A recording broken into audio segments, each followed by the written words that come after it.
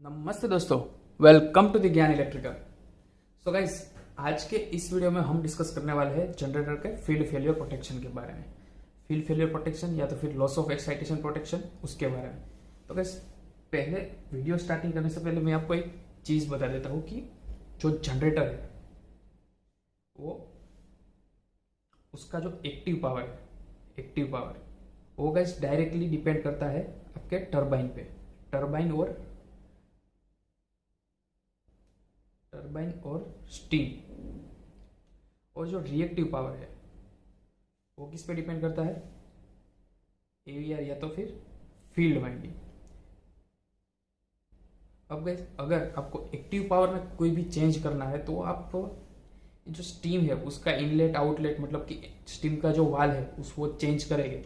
उस हिसाब से जो जनरेटर का मेगावाट है वो चेंज होता है। और अगर आपको रिएक्टिव पावर चेंज करना है, पावर फैक्टर चेंज करना है 0.7, 0.8 या तो फिर रिएक्टिव पावर में चेंजेस करना है, तो आप क्या करेंगे कि भाई एवीआर का फील्ड है उसका जो एक्साइटेशन है वो बढ़ाया घटाएगा। उस हिसाब से जनरेटर का रिएक्टिव पावर है वो चेंज होगा। यानी कि एक्टिव पावर और रिएक्टिव पावर दोनों एक दूसरे से अलग है और दोनों की जो कंट्रोलिंग है वो भी दोनों से एक दूसरे से अलग है। अगर एक्टिव पावर कंट्रोल करना है तो आपको स्टीम का कंट्रोल करना पड़ेगा और रिएक्टिव पावर कंट्रोल करना है तो आपको फील्ड कंट्रोल करना पड़ेगा। आई होप गाइस कि इतना आप समझ गए हैं। सो अब गाइस हम देखते हैं कि ये जो ऑब्जेक्टिव क्या है, ये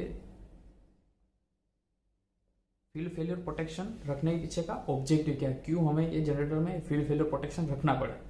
तो गाइस, पहले मैं आपको एक सिंपल चीज बताता हूँ कि ये जो जनरेटर है,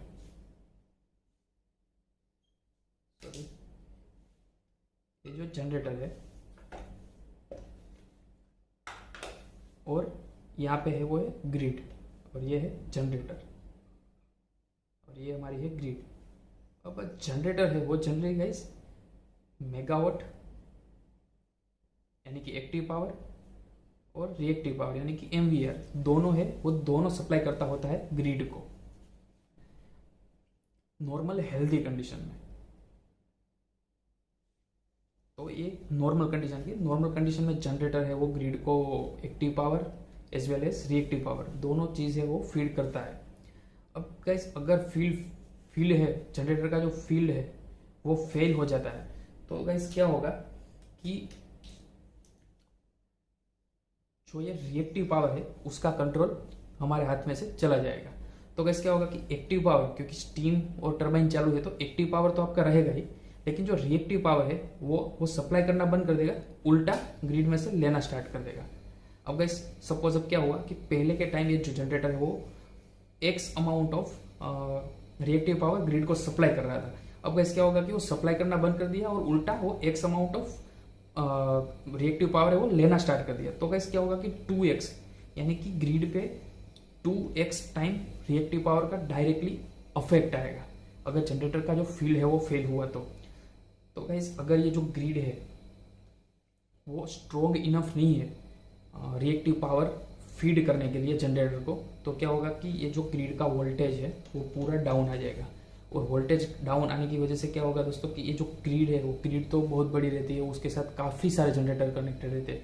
तो उसकी वजह से क्या होगा कि जो जनरेटर का कास्केड ट्रिपिंग हो सकता है और पूरा ब्लैकआउट सिनारियो हो सकता है। इसीलिए गाइस जो फील्ड फेलियर प्रोटेक्शन है वो सबसे डेंजरस प्रोटेक्शन माना जाता है और इसको क्लास ए में क्लासीफाई किया जाता है, इसीलिए हम फील्ड फेलियर प्रोटेक्शन रखते हैं। तो गाइस ये जो पॉइंट हुआ वो तो ओवरऑल सिस्टम की वजह से पहला पॉइंट हुआ।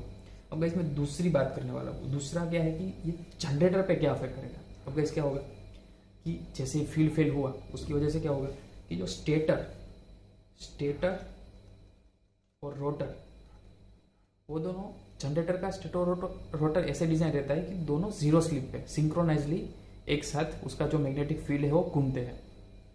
अब गाइस फील्ड है वो बंद हो गया, उसकी वजह से क्या होगा कि जो रोटर का फ्लक्स है वो स्टेटर के फ्लक्स से स्लाइटली कम हो जाएगा और स्लिप जनरेट करेगा। और उसकी वजह से क्या होगा कि दोस्तों रोटर में हैवी करंट फ्लो होगा और टॉर्क प्रोड्यूस होगा।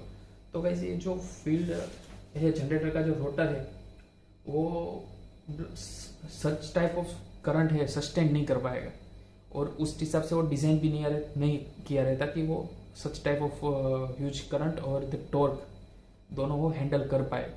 तो उसकी वजह से क्या होगा दोस्तों कि ऐसी जो सिचुएशन क्रिएट हुई तो फिर हमको ये रोटर है जनरेटर का शटडाउन लेके हमको उसका रोटर निकाल के उसका ओवरहोलिंग करना पड़ेगा और चेकिंग करना पड़ेगा कि भाई रोटर है उसमें कुछ डैमेजेस नहीं आए। तो दोस्तों ऐसी चीज़ से प्रिवेंट करने के लिए हमने फील्ड फेलियर प्रोटेक्शन लिया रहता है। सो गाइस मेन ऑब्जेक्टिव, दो ऑब्जेक्टिव है कि first to protect grid and second to protect a generator. ये दोनों चीज प्रोटेक्ट करने के लिए हम सिस्टम में, जनरेटर में फील्ड फेलियर प्रोटेक्शन यूज करते हैं।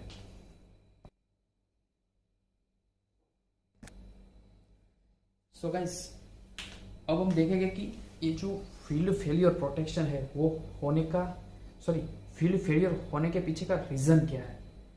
सो गाइस अगर रीजन की बात करें हम तो पहली चीज तो है कि अगर रोटेटिंग डायोड है वो फेल होते हैं तो उसकी वजह से भी जनरेटर का फील्ड फेलियर हो सकता है। Second AVR failure. ये जो कंडीशन है वो बहुत रेयर है क्योंकि हम दो एवीआर एक साथ रखते हैं, अगर एक में कुछ प्रॉब्लम है तो automatically secondly stand by AVR में चला जाएगा, लेकिन ये भी वन ऑफ द रीजन है कि उसकी वजह से भी फील्ड फेलियर हो सकता है एवीआर फेल होने की वजह से। और थर्ड जो है वो है रोटर वाइंडिंग शॉर्ट सर्किट। अगर रोटर का वाइंडिंग है वो शॉर्ट सर्किट हो गया उसकी वजह से भी फील्ड फेलियर हो सकता है। तो गाइस मेनली ये तीन रीजन रहते हैं कि ये तीन रीजन की वजह से जनरेटर का फील्ड है वो फेल हो सकता है। सो गाइस अब चलो हम देखते हैं कि रिले प्रोटेक्शन कैसे देती है फील्ड फेलियर प्रोटेक्शन में। सो गाइस ऑब्जेक्टिव तो आप समझ ही गए कि ये जो प्रोटेक्शन रखने के पीछे का ऑब्जेक्टिव वो है कि to prevent generator to work as a induction generator और टू प्रिवेंट ग्रिड। अब गाइस इसका जो रिले का एक्चुअल सेटिंग कैसे रहता है उसके बारे में अब डिस्कस करने वाला है। सो फर्स्ट गाइस हम देखते हैं ये गाइस 4 क्वाड्रेंट है 1 2 3 4। अब दोस्तों जो पूरा मामला है, पूरा खेल है वो दो चीज का है, सिंक्रोनस रिएक्टेंस और ट्रांजिएंट रिएक्टेंस। अब गाइस जनरली क्या रहता है कि जब generator work as a generator तब क्या होगा कि जो पूरा ऑपरेशन है ये सिंक्रोनस, ये जो आर एक्स प्लान है, ये जो ग्राफ बनेगा वो आर एक्स प्लान के बीच में बनेगा। तो पूरा जो वैल्यूज है अगर ये बिहेव लाइक अ जनरेटर तब उसका जो ऑपरेशन है वो ए जोन में रहेगा। तो ये आपका जनरेटर के टाइम पे, और ए जोन में सेकेंड क्वाड्रेंट में अगर synchronous motor, generator synchronous motor के तरीके से चलेगा, एज अ सिंक्रोनस मोटर चलेगा, तब पूरा ऑपरेशन है वो सेकेंड क्वाड्रेंट में रहेगा। और अगर इंडक्शन मोटर की तरह चलेगा तो ये थर्ड क्वाड्रेंट में रहेगा इंडक्शन मोटर। और फोर्थ क्वाड्रेंट में ऑपरेशन तब होगा जब वो इंडक्शन जनरेटर की तरह से चलेगा। तो गाइस रिले में सेटिंग ऐसे किया रहता है कि अगर जनरेटर है उसका जो सिंक्रोनस रिएक्टेंस है वो चेंज होता है फर्स्ट क्वाड्रेंट से, वो चेंज होके आता है फोर्थ क्वाड्रेंट या तो फिर थर्ड क्वाड्रेंट, तभी ये जो प्रोटेक्शन है वो ऑपरेट होना चाहिए। तो उसका जो सेटिंग्स है वो दोस्तों किसे किया रहता है कि एक मोह लोकस बनाया रहता है। अब ये मोह लोकस दोस्तों कैसे बनता है कि आपको रिले के अंदर एक वैल्यू डालना रहता है, जो ये मोह लोकस का जो वैल्यू है वो एग्जैक्टली इक्वल टू है XS यानी कि सिंक्रोनस रिएक्टेंस। अब ये सिंक्रोनस रिएक्टेंस जितना आपका वैल्यू है वो आप वैल्यू अंदर डाल दोगे रिले के अंदर, तब ये मोह लोकस बन जाएगा। और दूसरा दोस्तों हम चीज रिले में तो एक तो गाइज हम डालते हैं XS का वैल्यू यानी कि सिंक्रोनस रिएक्टेंस का वैल्यू। दूसरा हम दोस्तों गाइज दूसरी चीज जो हम रिले में सेट करते हैं वो है रोटर एंगल। अब गाइज ये जो चीज है वो है रोटर एंगल। अब उसमें क्या है गाइज कि जब सिंक्रोनस रिएक्टेंस है उसका वैल्यू जब फोर्थ क्वाड्रेंट में शिफ्ट होगा और वो भी ये जो रोटर एंगल की वैल्यू है उससे आगे जाएगा, तभी ये जो प्रोटेक्शन है वो एक्टिव होगा और दूसरी चीज़ दोस्तों, एक और सेटिंग किया रहता है, वो जो है वो है ऑफसेट। और ये जो ऑफसेट की वैल्यू है दोस्तों, वो क्या है कि xt/2 है, यानी कि ट्रांसिएंट रिएक्टेंस जितना है उसका हाफ कर दो, और वो वैल्यू हमने रिले में सेट किया रहता है। तो तीसरी वैल्यू गाइज हुई xt/2। तो ये तीन चीज़ डालने की जो रीज़न है वो गाइज ये है कि xt/2 हम इसलिए डालते हैं कि जब ड्यूरिंग स्टार्टिंग या तो फिर वाइब्रेशन कंडीशन ये जो फील्ड फेलियर प्रोटेक्शन है वो ऑपरेट ना हो जाए, उसकी वजह से ये जो xt/2 का वैल्यू डाला रहता है वो स्टार्टिंग में लाइन में आता है ऑफसेट, इसको बोलते हैं हम ऑफसेट। और गाइज ये जो है एक्सेस, अब क्या होगा कि जब आपका जो फील्ड है वो फेल होगा और जो पूरा जो आपका लोकस है जनरेटर का वो शिफ्ट होगा, और ये जो लोकस शिफ्ट होके आएगा आपका ये जो मोह एलिमेंट यानी कि एक्सेस के अंदर, और वो पर्टिकुलरली टाइम रहता है कि एक टाइम लिया रहता है कि इससे ज़्यादा ये जो वैल्यू है इसके अंदर विस्टैंड करेगा, तभी ये जो रिले है फील्ड फेलियर प्रोटेक्शन देगा। और ये जो रोटर एंगल है, तो तीन चीज़ मैच होनी चाहिए कि रोटर एंगल, तो जनरेटर में रोटर एंगल है उससे ज़्यादा एंगल हो गया है, और जो एक्सेस की वैल्यू है, सिंक्रोनस रिएक्टेंस की जो वैल्यू है वो भी आपने जो सेट किया है उसका लोकस, जो मोह लोकस जो सेट किया है उसके अंदर है।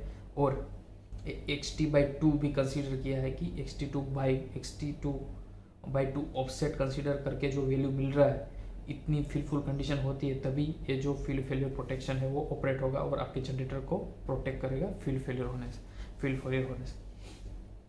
अब गाइस जनरली क्या रहता है कि जो फील्ड फेलियर एंगल है उसको सेट किया रहता है 22 to 23 डिग्री, और ये जो XS और xt/2 ये दोस्तों जनरेटर की डेटा शीट में मिल जाएगी, और उस हिसाब से हमने यहाँ पे कैलकुलेट करके रख दिया रहता है रिले के अंदर। सो गाइस आप होप कि आपको ये वीडियो अच्छा लगा हो। अगर आपको ये वीडियो गाइस अच्छा लगा है तो प्लीज़ लाइक कर दीजिए। अगर आपने अभी तक हमारा यूट्यूब चैनल सब्सक्राइब नहीं किया तो सब्सक्राइब कर लीजिए, ऐसे इंटरेस्टिंग टॉपिक मैं आपके लिए लाता रहूँगा, और अपने फ्रेंड्स और कलीग्स के साथ शेयर कीजिए। थैंक यू गाइस, मिलते हैं नेक्स्ट वीडियो में।